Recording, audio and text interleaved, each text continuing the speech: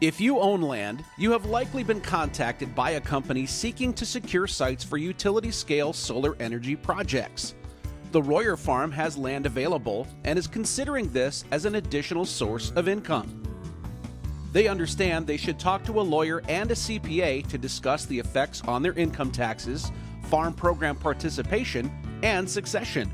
And to help prepare for these conversations, they are finding out as much as they can about what may lay ahead.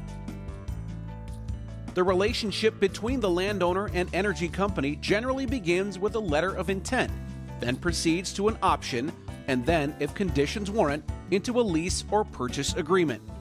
In this video, Extension educator Charles Gould will walk them and us through each.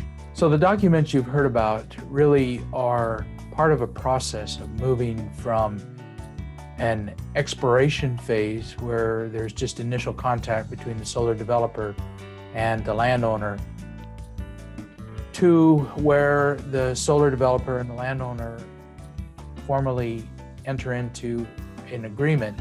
So the first step really is a letter of intent. And if things look good there between the solar developer and the landowner, then the process moves to what's called an option. And under the terms of the option stage, there's still more exploration that happens. And after that exploration is concluded and things still look favorable, then the landowner and the solar developer sign a lease agreement. The letter of intent includes details about the proposed project and lease. It may or may not create a binding obligation to lease the property. During the time periods covered by a letter of intent, the energy company will perform its due diligence. This allows the company to determine the suitability of the site before making a long-term commitment or greater investment.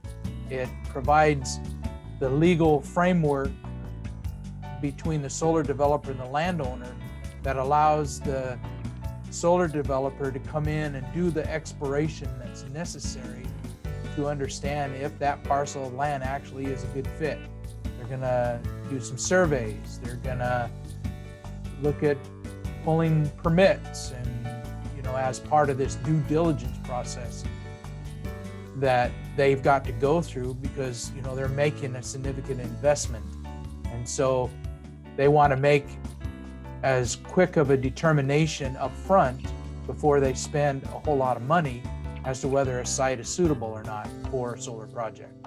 The due diligence period can last from a few months up to a year, which can be extended either automatically or upon notice. Make sure the company agrees to repair any damage to your property caused by inspection, testing, and other due diligence activities. While the company is doing their due diligence, there are things you need to do as well. This includes understanding the nature and scope of access to the site that you're granting. You will also want to contact your local tax assessor to determine any tax implications. Another critical task you will need to accomplish is to research the energy company who will be your tenant or lessee. Look for a track record of projects in your state along with the 3 R's: reviews, ratings, and references. The option to lease is a binding commitment to the landowner. The company, as the option holder, is not bound, but may instead choose whether to exercise the option and enter into a lease. Should the solar developer want to enter into a lease agreement, they have the ability to do that. That's why you need to do your due diligence to make sure that everything pertaining to your land, pertaining to your crops, things that you want to do with that land that the solar project is going to go on has been addressed.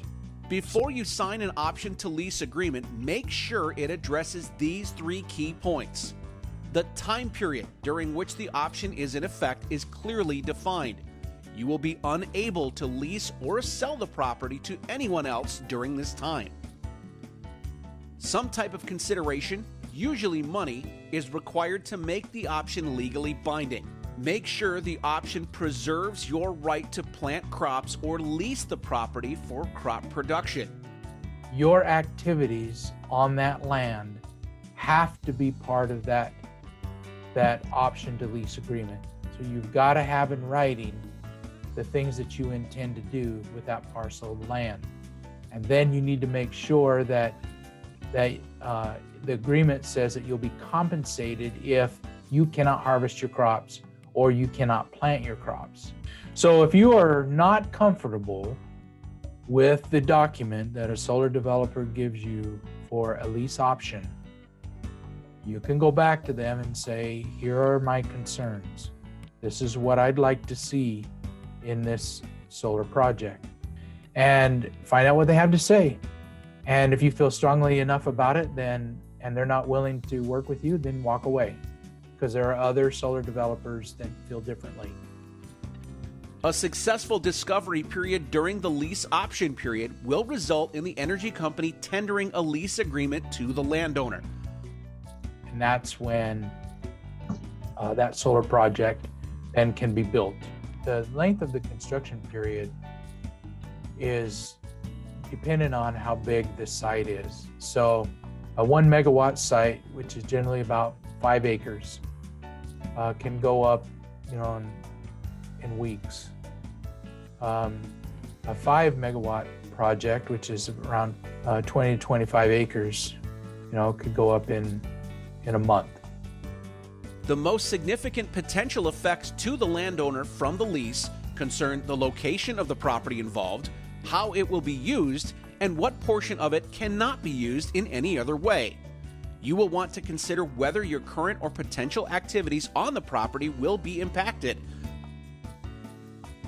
The discussion about how land is used within a solar project has to take place during the planning process.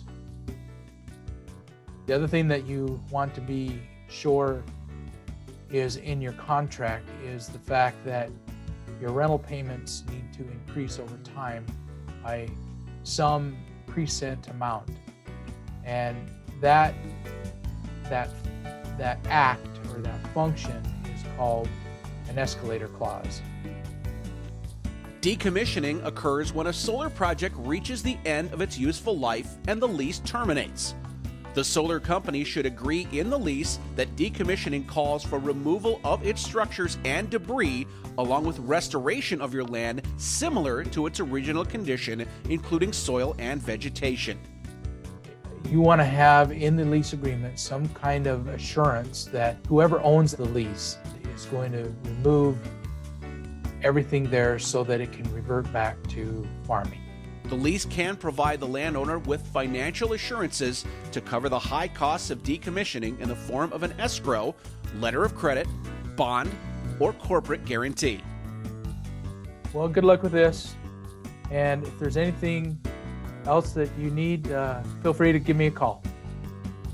Before signing papers for any type of arrangement with an energy company, be sure to seek legal and tax advice from people with the appropriate expertise. Contact your local extension office for information on solar lease agreements for your state.